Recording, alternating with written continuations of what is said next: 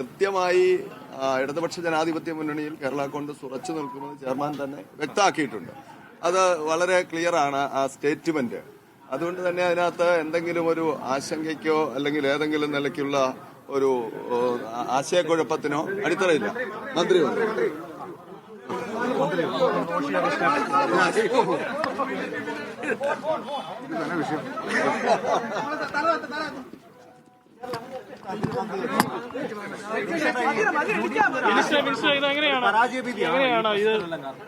ഇതെന്താ ഇങ്ങനെ പ്രചരിക്കുന്ന കാരണം എന്താണ്?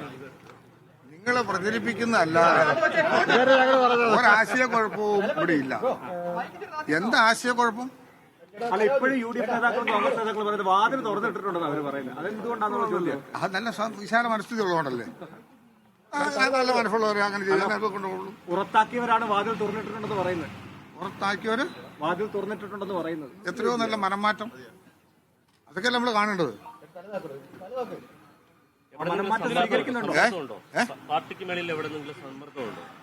യാതൊരു വക തലത്തിലുള്ള പ്രഷറും ഇല്ല. എന്തിനാ ഇപ്പൊ സമ്മർദ്ദം? ഇന്ന് രാവിലത്തെ ബ്ലഡ് പ്രഷർ നോക്കിയിട്ട് പോലും കൃത്യമാണ്.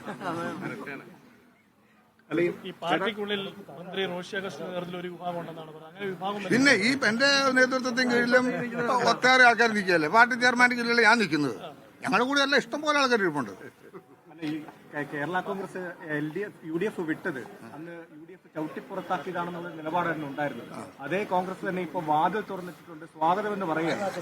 ഞങ്ങൾ പറഞ്ഞ നിലപാട് വല്ലതും മാറ്റം ഞങ്ങൾ ആരെങ്കിലും പറഞ്ഞു? അവിടെയല്ലേ വേറൊരു ചോദ്യമുള്ളൂ. ഞങ്ങൾ ആരും ഒരു സ്റ്റേറ്റ്മെന്റ് എന്തെങ്കിലും പറഞ്ഞു? അങ്ങനെ ആരുടെയെങ്കിലും ഒരു സ്റ്റേറ്റ്മെന്റോ ഞങ്ങൾ വാർത്തകളോ ബൈറ്റോ എന്തെങ്കിലും ഉണ്ടോ?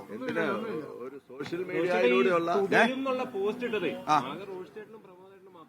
അത് തെറ്റായി പോയോ? എല്ലാ അങ്ങനെയല്ലല്ലോ.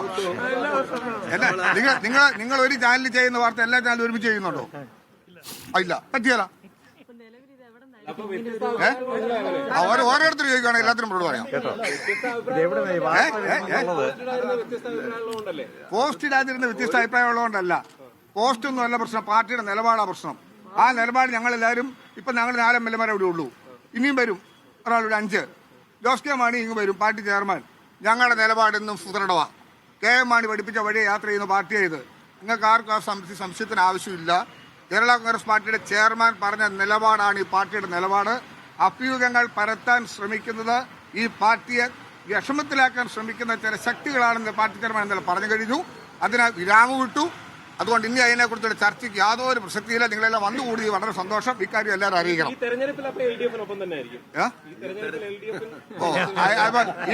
ഈ അടുത്ത ആഴ്ച വരെ നിങ്ങൾ ആ ചാനൽ തന്നെ ആയിരിക്കും അല്ലേ? ഇതിനകത്ത് തന്നെ ഉണ്ടാവുമോ? എന്തിനാ ഇങ്ങനെ പറയണേ? അതല്ലല്ലോ സ്ഥിതി. ഞങ്ങളുടെ നിലപാട് കോൺക്രീറ്റ് ആണ്. ഇതൊരു രാഷ്ട്രീയ പാർട്ടിയാണ്, ഞങ്ങളുടെ പ്രസ്ഥാനമാണ്, ഞങ്ങളുടെ ആഫീസാണ്. ഈ പാർട്ടി ആഫീസിന്റെ മുന്നേറ്റെടുത്ത തീരുമാനമാണ്.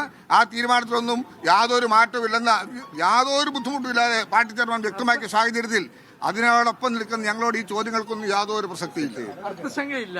അതെ, അത്രേ ഉള്ളൂ. നമ്മൾ LDF പാർലമെന്റ് പാർട്ടി ലീഡർ ഇട്ട് കഴിഞ്ഞാൽ പിന്നെ അതിനകത്ത് വേറെ മാറ്റമൊന്നുമില്ല. പാർലമെന്റ് പാർട്ടി ലീഡർ ഇട്ടല്ലോ. ഈ അഭ്യൂഹങ്ങൾ ഉയർന്നു തുടങ്ങിയത് ഡിസംബർ മാസം അവസാന ആഴ്ചയാണ്. അവസാന ആഴ്ചയിൽ എന്റെ ഫേസ്ബുക്ക് പേജ് ഒരു വെരിഫൈഡ് പേജാണ്. ആ പേജ് നിങ്ങൾക്ക് ആർക്ക് വേണമെങ്കിലും സെർച്ച് ചെയ്യാം.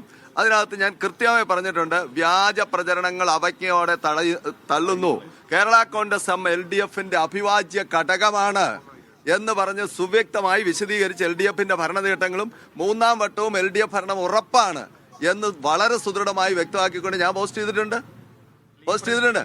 ഏതെങ്കിലും ഒരു സമയത്ത് ഞങ്ങൾ ആരെങ്കിലും ഒരു മുന്നണി മാറ്റം ഉണ്ടാകുമെന്നോ മുന്നണി മാറ്റം ആഗ്രഹിക്കുന്നുവെന്നോ അങ്ങനെ ഒരു ചർച്ചയുണ്ടെന്ന് എവിടെയെങ്കിലും ഏതെങ്കിലും ഒരു ഫോറത്തിൽ, എന്തിന് ഒരു സ്വകാര്യ സംഭാഷണത്തിലെങ്കിലും ആരോടെങ്കിലും പറഞ്ഞതായി ആർക്കെങ്കിലും ഒരു തെളിവ് കൊണ്ടുപോവാ? ഊഹാപോഹങ്ങളും അഭ്യൂഹങ്ങളും പർവ്വതീകരിച്ച് വാർത്ത സൃഷ്ടിക്കുക എന്നതിനപ്പുറം ഇപ്പോൾ സംഭവിച്ച ഈ 2-3 ദിവസങ്ങളായി ഉണ്ടായ പുകപടലത്തിന്, ഈ വലിയ കൽപ്പിത കഥയ്ക്ക് യാതൊരു അടിസ്ഥാനവും. ഇന്നലെ പാർട്ടി ചെയർമാൻ അത് കൃത്യമായി പറഞ്ഞു കഴിഞ്ഞു. പ്ലീസ്, ഇനി അതിനെ കുറിച്ചാണ് ഈ പോസ്റ്റ് ഇടുന്ന കാര്യത്തിനകത്ത് നമുക്ക് രോഗമുണ്ടെന്ന് തോന്നുമ്പോൾ മാത്രമേ ഡോക്ടറെ കാണാറുള്ളൂ.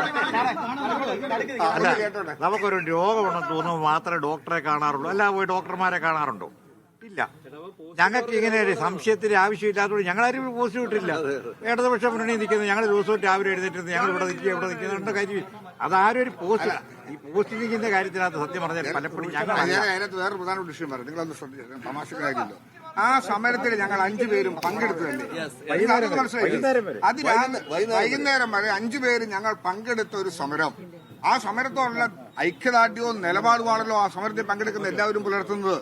അതിന് പ്രത്യേകിച്ച് എന്താ പറയാനിരിക്കുന്നതിനകത്ത്? രണ്ട് ഫോൺ സംഭാഷണം. ഒന്ന് സോണിയാഗാന്ധി നേരിട്ട് ജോസ് കെ മാണിയെ വിളിച്ചു, വിളിച്ചു എന്നാണ്. എന്റെ പൊന്നെ, സോണിയാഗാന്ധി എന്നോട് വിളിച്ചിട്ടില്ല. എനിക്ക് സോണിയാഗാന്ധിയോട് സംസാരിച്ചിട്ടുമില്ല. അല്ലയോ, മുഖ്യമന്ത്രി എന്നെ ഈ ദിവസങ്ങളിൽ വിളിച്ചിട്ടില്ല. പക്ഷെ മുഖ്യമന്ത്രി എന്നെ എന്തെല്ലാം കാര്യത്തിൽ വിളിക്കും. ഞാൻ പിന്നെ അതേ വിളിക്കാതിരിക്കാൻ പറ്റുമോ? അത് കൊള്ളാമല്ലോ. അതെ, ഞാനൊരു കാര്യം ചെയ്യട്ടെ. ഈ വാർത്ത പറയുമ്പോഴേ ഒരു മന്ത്രിസഭയുടെ മുഖ്യമന്ത്രി ആ മന്ത്രിസഭയിലെ ഒരു ബന്ധപ്പെട്ട മന്ത്രിയെ വിളിക്കരുതെന്ന് പറയാൻ പറ്റുമോ? എത്രയോ കാര്യങ്ങൾക്ക് വിളിക്കും. സത്യത്തെ അത് വാർത്തയാക്കി അതങ്ങനെ